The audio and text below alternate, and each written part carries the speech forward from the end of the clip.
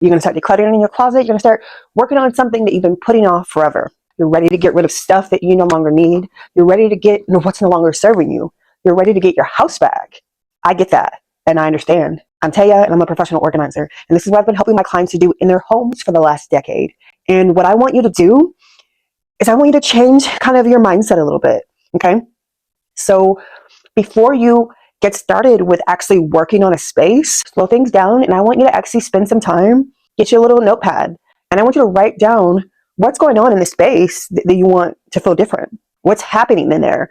Are you mad at your partner because their stuff is all over the place and you're sick and tired of it?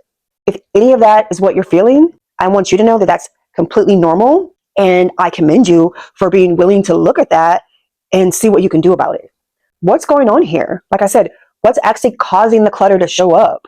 What are the problems that we're having? And once you get all that down on a piece of paper and you're able to see what the problems are, I want you to also spend some time thinking about what you want to be better. If there's a particular space in your home, really get honest with yourself. How do you see the space looking? How would you like it to feel? How would you like it to look?